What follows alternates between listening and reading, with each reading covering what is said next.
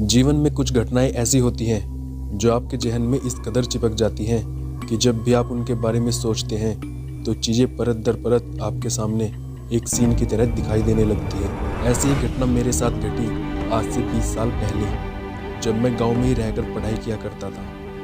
क्या दिन थे वो। बचपन में मेरा एक दोस्त था रामू।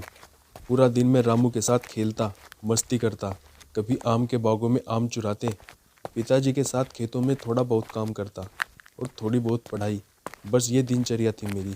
हमेशा की तरह उस दिन भी मैं और रामू रमेश चाचा खेतों से आम चुराने का प्लान बनाकर निकले। लेकिन जैसे ही हम वहाँ पहुँचे, मौसम बहुत ख़राब हो गया। चारों तरफ काले बादल छा गए और तेज़ बिजली कड़कने लगी। मैंने अपने दोस्त रामू से कहा, रामू, बारिश शुरू हो गई तो हम भीग जाएंगे। माँ और बाबूजी बहुत मारेंगे मुझे, क्योंकि पिछली बार भी जब मैं भीग गया था ना तो मुझे तेज़ बुखार हो गया था। अरे पिटेंगे तो हम भी जल्दी से किसी जगह जाकर छुप जाते हैं। बारिश रुकते ही घर भाग चलेंगे। मुझे थोड़ी दूर सीमेंट के कुछ पाइप नजर आए। हम दोनों जल्दी से पाइप के अंदर छुप गए। अंदर बैठकर बाहर का नज़ारा और भी ज़्यादा खतरनाक नजर आ रहा था। बारिश मूसलाधार हो रही थी और बादल जैसे और ज़्यादा डरावने नजर आ रहे थे। रह रहकर बिजली के कड़कने की आवाज़ दिल में दहशत और बढ़ा रही थी। इतनी तेज बारिश से मैं थोड़ा डर भी गया था। मैं रामू से बोला, हे भगवान, इतनी तेज़ बारिश! रामू, मैंने कभी अपनी ज़िंदगी में इतनी तेज़ बारिश नहीं देखी। कि तभी एक बहुत तेज बिजली के कड़कने की आवाज़ आई और हमारे सामने रमेश चाचा के खेतों की तरफ बहुत तेज धुआं दिखाई दिया। हम हैरानी से उस तरफ देख रहे थे। रामू, देख, वहाँ लगता है बिजली गिरी है। मैंने अपने दोस्त से कहा, हाँ, वहाँ बिजली ही गिरी है। लेकिन ये सोच, हमने तो यहाँ बैठकर अपनी जान बचा ली, लेकिन उनका सोच जो लोग वहाँ खेतों में काम कर रहे थे, वे बचकर कहाँ जाएंगे। रामू की यह बात सुनकर मुझे खतरे का एहसास हुआ। थोड़ी देर बाद जब बारिश कुछ कम हुई तब मैंने देखा कि बहुत सारे लोग रमेश चाचा के खेतों की तरफ भागते हुए जा रहे हैं। मुझे अनहोनी का एहसास होता जा रहा था। जैसे ही मैं खेत पर पहुंचा तो वहां पहले से ही काफ़ी भीड़ जमा थी और कुछ औरतों के रोने की आवाज़ें सुनाई दे रही थी। तभी मैंने देखा कि रमेश चाचा की लाश सामने पड़ी है। ये देखकर मानो मेरे पैरों तले से ज़मीन ही निकल गई हो, क्योंकि रमेश चाचा मुझे और रामू को बहुत प्यार करते थे। आज तक गांव के बड़ों से सुना था आसमान से आफत भी आती है, लेकिन आज आसमानी मौत अपनी आंखों से देख भी ली। गांव में मातम का माहौल पसर गया। गांव के लोगों ने रमेश चाचा का मृत शरीर खेतों से निकाला और एक ट्रैक्टर में रखकर गांव की तरफ चल निकले। और अगले दिन उनके परिवार वालों ने उनका दाह संस्कार कर दिया। गांव के सब लोग उनके दाह संस्कार में थे। हमारे गांव में एक खास बात है कि किसी के अंतिम संस्कार के लिए पूरा गांव इकट्ठा हो जाता है, चाहे उनके आपसी संबंध कैसे भी रहे हों। मैं भी वहीं डरा सहमा खड़ा था और सब कुछ देख रहा था।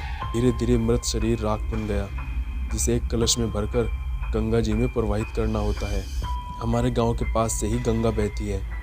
सब लोग रमेश चाचा के अस्थि विसर्जन के लिए इकट्ठा हुए थे और समय से अस्थि विसर्जन कर भी दिया गया, जिसके बाद सबको गंगा जी में एक डुबकी लगानी होती है। यही हमारे गांव का रिवाज है।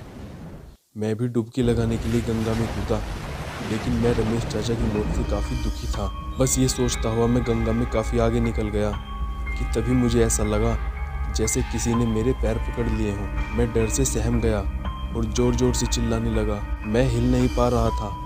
डर के मारे मेरी चीख निकल गई। अरे कोई है, बचाओ बचाओ, मुझे किसी ने पकड़ लिया है, मेरे पैरों को किसी ने पकड़ लिया है, कोई मुझे बचाओ। लेकिन मैं तैरते तैरते काफ़ी दूर तक निकल गया था, इसलिए किसी ने मेरी आवाज़ नहीं सुनी। मैं काफ़ी देर तक चिल्लाता रहा।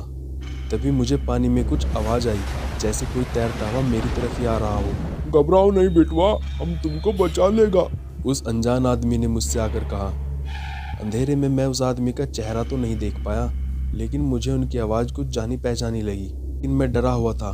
मैंने उनसे कहा, अरे काका, किसी ने मेरे पैर पकड़ लिया है, बचाओ मुझे।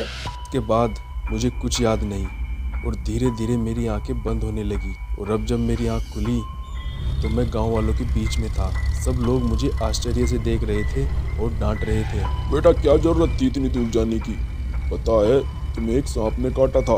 खैर सांप तो जहरीला नहीं था, इसलिए तुम्हारी जान बच गई। जान तो बच गई, लेकिन तुम्हें दर्द बहुत होगा। एक काका ने मुझसे कहा। उनकी बात सच भी थी, क्योंकि मुझे सच में बहुत दर्द हो रहा था। सब लोग आपस में बात कर रहे थे कि आज ये सब फिर से हुआ है।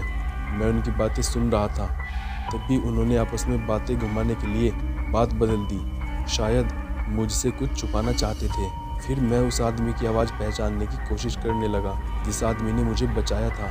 अब मेरी समझ में आया कि ये आवाज़ किसी और की नहीं बल्कि रमेश चाचा की थी। वही रमेश चाचा जिनके दाह संस्कार में मैं आया था। ये कैसे हो सकता है? आखिर रमेश चाचा तो मर चुके थे। मैंने ये बात गांव वालों को बताई। सारी बात सुनने के बाद एक काका बोले, जब तुम समझ ही चुके हो बेटा तो सुनो, हम तुम्हें ये इसलिए नहीं बता रहे थे कहीं तुम डर न जाओ। दरअसल ये कोई नई बात नहीं है बेटा, अब से पहले भी ऐसा कितनी बार हो चुका है। बात ये है बेटा, इस गांव के लोग काफी सीधे हैं और मरने के बाद भी वे अपने ऊपर कोई अपयश लेकर जाना नहीं चाहते। इसलिए वे मरने के बाद भी गांव वालों की मदद तब तक करते हैं जब तक सुरक्षित अपने घर न पहुंच जाएं। ये बात सुनकर मुझे बहुत अजीब महसूस हुआ, क्योंकि ये मेरा पहला अनुभव था किसी अदृश्य शक्ति के महसूस होने का। आज इस घटना को पूरे 20 साल हो गए हैं, लेकिन आज तक मेरे पास उस सवाल का कोई जवाब नहीं है कि उस समय मेरे साथ क्या हुआ था। अगर आपके पास भी ऐसी कोई कहानियाँ हैं तो आप हमें भेज सकते हैं।